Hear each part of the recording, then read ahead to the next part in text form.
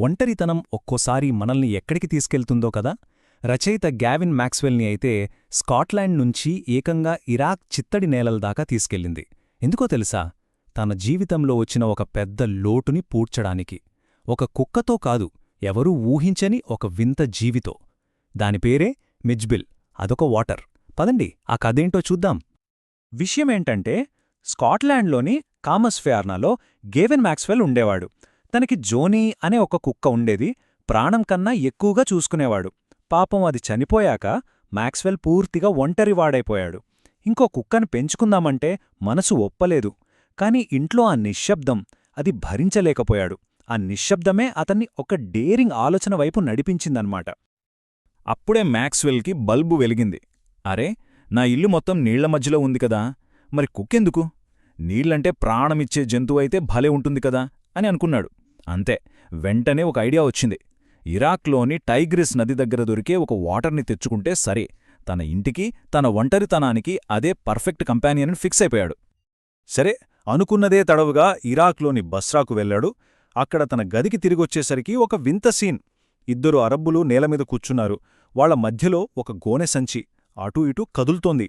వాళ్లు లేచి ఆ సంచిని, దాంతోపాటు ఒక చిన్న లెటర్ని మ్యాక్స్వెల్కిచ్చారు. లోపలేముందో తెలీదు, కాని ఆ సంచి తన జీవితాన్ని పూర్తిగా మార్చేస్తుందని మాత్రం అతనికి గట్టిగా అనిపించింది. ఇక ఆ సంచిని తెరిచాడు. తెరిస్తే లోపలినుంచి ఒక జీవి బయటికొచ్చింది. అదెలా ఉందంటే, తలనుంచి తోకదాకా మొత్తం బుడదే. దాన్ని చూసి మ్యాక్స్వెల్ షాకయ్యాడు. అచ్చం పాతకాలం కథల్లో ఉండే ఒక చిన్న డ్రాగన్ పిల్లలా ఉందట.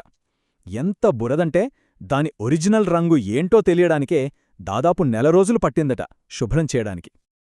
అయితే ఇక్కడో ట్విస్టుంది. ఈ ఓటర్ మామూలు ఓటర్ కాదు, అదొక సైంటిఫిక్ డిస్కవరీ. అవును, అప్పటిదాకా సైన్స్కి కూడా తెలియని ఒక కొత్త జాతి అది. అందుకే సైంటిస్టులేం చేశారంటే, గేవిన్ మ్యాక్స్వెల్ గౌరవార్థం దానికి మ్యాక్స్వెల్ ఓటర్ అని పేరు పెట్టేశారు. కాని మ్యాక్స్వెల్కి మాత్రం అదెప్పుడూ తన మిస్బిల్ మాత్రమే. సరే, మిస్బిల్ వచ్చింది కదా, కాని మొదట్లో చాలా భయపడింది. ఎవర్నీ దగ్గరికి రానివ్వలేదు. ఫస్ట్ నైట్ అయితే మ్యాక్స్వెల్కి చాలా దూరంగా నేలమీదే పడుకుంది. కాని కేవలం 24 గంటల్లోనే అంతా మారిపోయింది. మరుసటి రోజు రాత్రి అదే నెమ్మదిగా అతని బెడ్ మీదికొచ్చి అతని మోకాళ్ల మధ్యలో వెచ్చడా ముడుచుకుని పడుకుంది. అంతే, ఆ ఒక్క క్షణం వాళ్ళిద్దరి మధ్య ఒక స్పెషల్ బాండ్ మొదలైంది. ఓటర్ల గురించి ఒక విషయం తెలుసుకోవాలి. వాటికి నీళ్లంటే పిచ్చి. మ్యాక్స్వెల్ చెప్పినట్టు వాటికి కదలకుండా ఉన్న నీళ్లు అసలు నచ్చవట. నీళ్లు ఎప్పుడూ కదులుతూ పారుతూనే ఉండాలి. అలాంటి మిస్బిల్ని ఫస్ట్ టైం బాత్రూంలోకి తీసుకెళ్తే ఇక చూడాలి దాని ఆనందం. ఆనందంతో పిచ్చెక్కిపోయిందనమాట. ఆ బాత్రూంలో మిస్బిల్ చేసే అల్లరి అంతా ఇంతా కాదు, ఒక చిన్న సైజు తుఫాను సృష్టించేది. బాత్టబ్లో దొర్లడం, నీళ్లని బయటికి చిమ్మడం, అబ్బో అంతెందుకు, 2 రోజుల్లో ట్యాప్ ఎలా ఆన్ చేయాలో కూడా నేర్చేసుకుంది. కొన్నిసార్లు పొరపాటును రాంగ్ సైడ్ తిప్పేసి నీళ్లు రాకపోతే చాలు కోపంతో అరిచేసేది. దాన్ని చూస్తుంటే అర్థమవుతుంది అదెంత తెలివైందో, ఎంత సరదా జీవో. ఇక కథలో అసలు సిసలు థ్రిల్లింగ్ పార్ట్కొచ్చేశాం. మ్యాక్స్వెల్ మిస్బిల్ని ఇరాక్ నుంచి లండన్కి తీసుకురావాలి. కాని ఆ ప్రయాణం అదొక పీడకలలా తయారైంది. సమస్య ఏంటంటే, బ్రిటిష్ ఎయిర్లైన్స్ ఫ్లైట్లో జంతువులకి పర్మిషన్ లేదు. సరే, వేరే దారి లేక మ్యాక్స్వెల్ ప్యారిస్ మీదుగా లండన్కి ఇంకో ఫ్లైట్ బుక్ చేసుకున్నాడు. ఆ ఎయిర్లైన్ వాళ్లు ఓకే అన్నారు. కానీ ఒక కండీషన్ పెట్టారు. ఓటర్ని 18 అంగుళాల బాక్స్లో మాత్రమే తీసుకురావాలి. చుట్టానికి చిన్న రూల్లాగే ఉంది కదా, కాని ఇదే పెద్ద గొడవకు కారణమైంది. ఫ్లైట్కి ఇంకా గంట టైం ఉంది. మ్యాక్స్వెల్ మిడ్స్ని ఆ బాక్స్లో పెట్టి ఏదైనా తిందామని వెళ్లాడు. ఓ 5 నిమిషాల తర్వాత తిరిగి వచ్చేసరికి బాక్స్ నుంచి సౌండే లేదు. పూర్తి నిశ్శబ్దం. ఏమైందా అని దగ్గరికి వెళ్లి చూస్తే షాక్. గాలికోసం పెట్టిన హోల్స్ నుంచి రక్తం కారుతోంది. భయంతో వెంటనే ఆ బాక్స్ ఓపెన్ చేశాడు.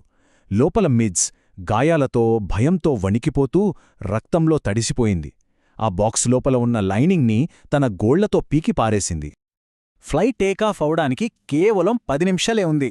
మ్యాక్స్వెల్ ఎలాగోలా ఫ్లైట్ ఎక్కేసి అక్కడున్న ఒక ఎయిర్ హోస్టెస్కి జరిగిందంతా చెప్పాడు. ఆవిడ చాలా మంచిది, అంతా అర్థం చేసుకుంది. అందుకే మ్యాక్స్వెల్ ఆవిడని తన జాతికి రాణి అని పిలిచాడు. ఆవిడ అతన్ని ఓదార్చి, ఫర్వాలేదు, బాక్స్ని ఒళ్ళోనే పెట్టుకోండి అని చెప్పింది.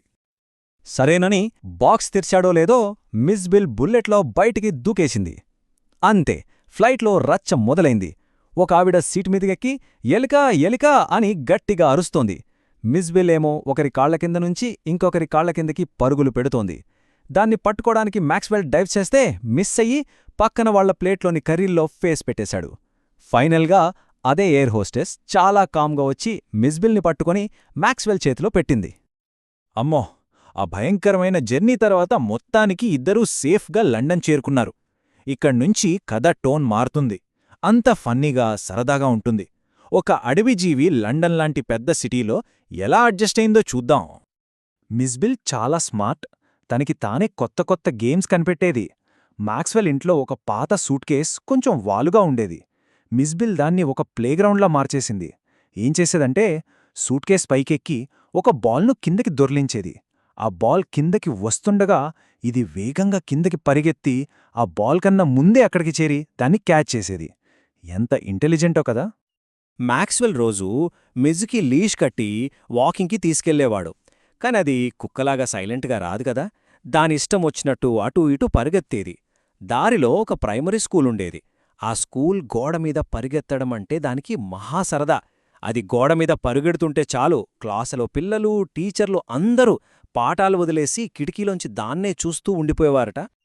లండన్ వాళ్లకి ఓటర్ అంటే ఏంటో కూడా తెలీదు. అందుకే మిస్బిల్ని చూసిన వాళ్ళు దాన్ని ఏ జంతువో అస్సలు గుర్తుపట్టలేకపోయేవారు. వాళ్ళు వేసిన గెస్లు వింటే నవ్వాగదు. కొందరు బేబీసీలన్నారు, ఇంకొందరు ఉడుతన్నారు, మరికొందరైతే వాల్రస్, హిప్పో అని కూడా అన్నారు. అన్నింటికన్నా హైలైట్ ఏంటంటే ఎవరో ఒకరు దాన్ని చిరుతపులి అని కూడా అన్నారట. ఈ కథ మొత్తానికి పర్ఫెక్ట్ ఎండింగ్ లాంటి ఒక సంఘటన జరిగింది. ఒకరోజు ఒక వర్కర్ రోడ్డు పక్కన గొయ్యి తవ్వుతున్నాడు. మిస్బిల్ని చూసి పని ఆపేశాడు. ఆశ్చర్యంగా, కొంచెం చిరాగ్గా మ్యాక్స్వెల్ వైపు చూసి అడిగాడు, ఏమయ్యా అసలిదేంటి అని. ఈ ఒక్క ప్రశ్న చాలు లండన్ వాళ్ళు ఎంత కన్ఫ్యూజ్ అయ్యారో చెప్పడానికి. చూశారుగా, మిస్బిల్ కథ కేవలం ఒక పెట్ స్టోరీ మాత్రమే కాదు. ఇది మనిషికి, ప్రకృతికి మధ్య ఉండే బంధం గురించి చెబుతుంది. మనకు తెలియని ఒక కొత్తదాన్ని చూసినప్పుడు మనం ఎలా రియాక్ట్ అవుతాం, కొత్త పరిస్థితులకు ఎలా అలవాటు పడతాం అనే విషయాల్ని చూపిస్తుంది. చివరిగా మిస్బిల్ కథ మనకి ఏం గుర్తు చేస్తుందంటే, కొన్నిసార్లు మనకు ఎవరూ ఊహించని స్నేహితులే జీవితంలో మర్చిపోలేని పాఠాలు నేర్పుతారని.